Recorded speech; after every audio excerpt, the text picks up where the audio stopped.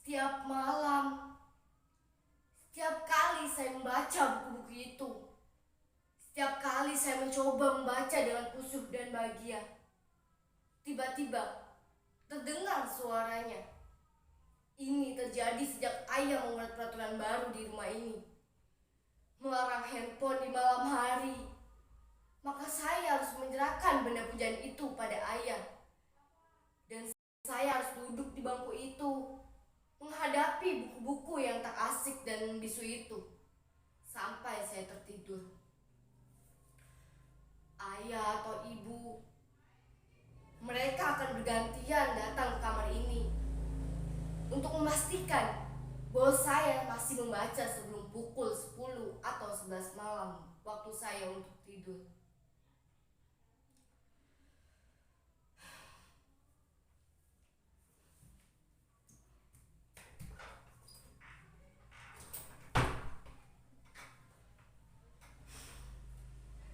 Bahkan pintu itu tak boleh saya kunci sebelum jadwal saya tidur tiba. Ini peraturan kedua. Sebentar lagi, sekitar 15 atau 20 menit lagi, salah satu di antara mereka akan patroli datang ke kamar ini setiap 1 jam sekali untuk memastikan bahwa saya masih membaca. Tetapi sebelum hal itu terjadi, izinkan saya berbagi cerita kepada hadirin sekalian, baik yang menyaksikan nasib saya di kamar ini maupun melalui Zoom. Saya sendiri bukannya tak berusaha, bahkan segala daya upaya sudah saya kerahkan untuk bisa membaca buku dengan khusyuk dan bahagia. Saya juga sudah motivasi diri dengan berbagai hal nasihat yang saya ingat, seperti kata-kata mutiara, kata-kata semboyan, pepatah, yel-yel penyemangat belajar, pantun, hingga kritik tajam para pakar mengenai bahaya kecanduan handphone. Tetapi herannya, hal-hal yang biasa dilakukan oleh orang lain untuk bisa motivasi diri tak juga menambahkan semangat dan gairah saya untuk bisa membaca kalaupun itu berhasil. Hanya bertahan sekitar 10 atau 15 menit saja, lalu menguap lagi.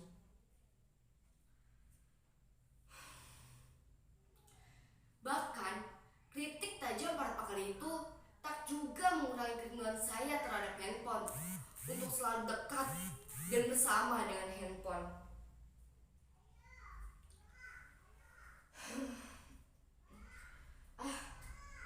Kalau saja mengubah diri bisa serenyah ceramahnya Mario Teguh, mungkin saya tak akan menderita begini lagi. Apa? Saudara-saudara tak percaya bahwa saya sedang menderita? Apa tak terlihat beban derita ini di wajah saya, disorot mata saya, digetar suara saya, di seluruh tubuh saya ini? Saya memang sedang menderita. Bahkan, kalau perintahan saya ini saya tuangkan ke dalam puisi, mungkin saudara-saudara tak akan kuat membacanya tanpa merintikkan air mata. Tak percaya? Saudara-saudara tak percaya bahwa saya ini sedang dibuli sepi dan dikepung sedih? Sekarang saya bertanya kepada hadirin, siapakah di antara hadirin yang mau berpisah dengan apa yang telah menjadi bagian dari diri hadirin, tanpa merasa teraniaya, tanpa merasa hampa? Tidak ada kan yang mampu? Begitu juga saya. Sebuah handphone bukan lagi sekedar benda biasa. Ia telah menjadi bagian terpenting dari diri kita, bahkan hidup kita. Bayangkan, sejak kecil ia sudah selalu bersama kita. Ia selalu menemani kita dikala semua orang tak mau mengadili kita yang masih kanak-kanak dan belum bernilai guna. Pagi, siang, sore, bahkan malam, ia selalu ada bersama kita.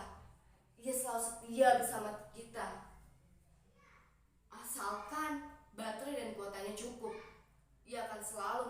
menemani dan melayani kita tanpa berkurang sedikit pun. Bahkan ia telah menyimpan nama kita dan seluruh memori kita dalam benaknya. Kita juga telah menyimpan nama password pembuka kuncinya yang ada di benak kita ini. Suatu simbiosis yang sangat romantis dan intim, bukan? Bahkan kita bisa lebih nyaman dan dekat dengan dirinya daripada dengan sesama kita. Itulah mengapa berpisah dengan dirinya walau cuma saben malam, meski seperti melewati bertahun-tahun kesepian.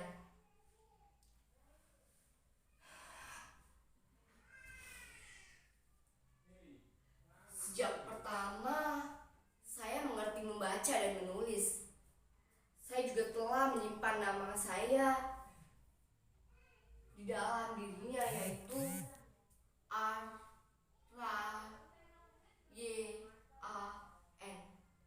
Arrayan. Saya memang pernah berganti partner dari satu handphone ke handphone lainnya. Tetapi apapun jenisnya, sikap mereka akan sama, akan selalu menemani dan melayani kita. Bahkan semakin istimewa, maka semakin akan besar juga kemampuan mereka untuk menemani dan melayani kita. Coba bandingkan kesetiaan dan konsistensi mereka terhadap kita. Berganti partner, berganti pula sikap kebiasaannya. Apalagi pergantian pimpinan, bisa semakin baik ataupun semakin anjlok mutunya. Maaf, saya agak ngelantur. Maklum, orang kalau lagi sepi dan dikepung rindu itu suka kemana-mana pikirannya.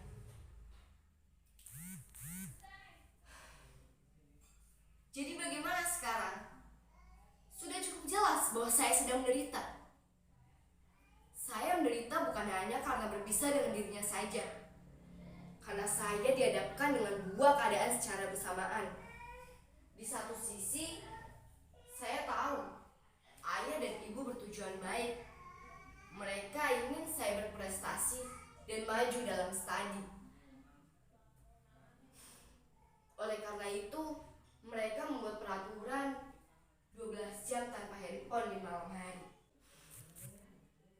Tetapi di sisi lain, seluruh diri saya, kesadaran saya, jiwa saya, bahkan sejak kecil, saya sudah bersama dengan dia. Bahkan dia ada di sisi saya. Bahkan sebelum peraturan ini terjadi, saya sudah selalu bersama dengan dia. Sebelum saya tidur, dia selalu ada di persis rebah tidur saya atau persis di sisi saya. Tak mudah lagi bagi saya melewati hari walau saat tanpa dia. Kadang kalau saya menanggung rindu padanya, saya ambil casingnya, lalu saya dekatkan kepada diri saya, ke dada diri saya seperti ini. Kadang juga saya terkenal pula saat-saat dramatis kami, ketika ia menjadi lemah dan kritis, dan saya dengan paniknya mencari tempat untuk menambah energinya.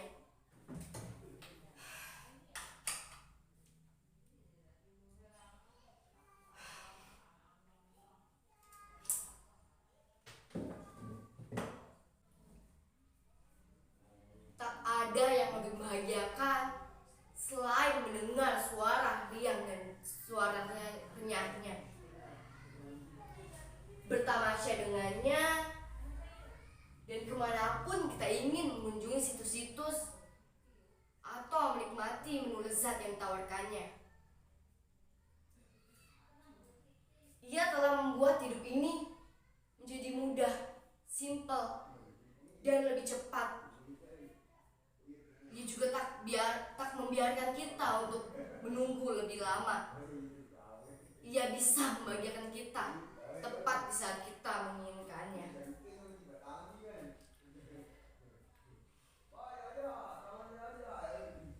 Ia juga telah memberitahukan kepada kita apa saja yang lengkap dan cepat tanpa kita mengerahkan tenaga. Ia juga telah menjamin dan memberikan kesediaan kepada kita dengan menjamin kesejahteraan kita dalam tempo singkat-singkatnya. Bagaimana bisa saya bersabar berlama-lama untuk membaca buku-buku itu? Itu akan menghabiskan waktu, tenaga, dan pikiran. Sedangkan kita hidup dengan zaman yang penuh dengan cepat dan keringkasan. Siapa yang tidak cepat dan ringkas, ia akan ditinggalkan. Ia akan menjadi fosil penghuni museum peradaban. Saya sebenarnya pernah hampir berhasil untuk tidak terlalu bergantung padanya, ataupun selain hal-hal penting-penting saja. Tetapi suatu malam saat saya memergoki ayah dan ibu yang dengan duduk asik dan begitu intim dengan handphonenya masing-masing, saya jadi merasa dihianati. Sejak saat itu, kemampuan saya untuk berpisah dengan dirinya semakin menurun. Bahkan kini ia ada dalam kepala saya. Dia telah menjadi denyut dalam jantung saya. Saya sudah teramat dalam mencintainya.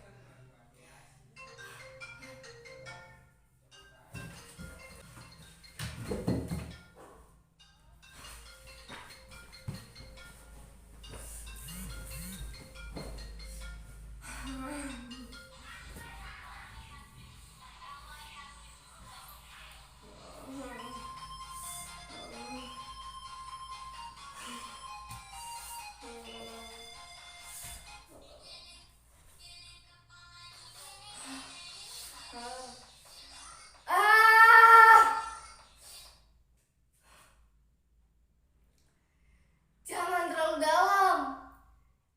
terlalu dalam mencintainya, atau kalian akan menderita seperti saya. Ryan, ada apa nak?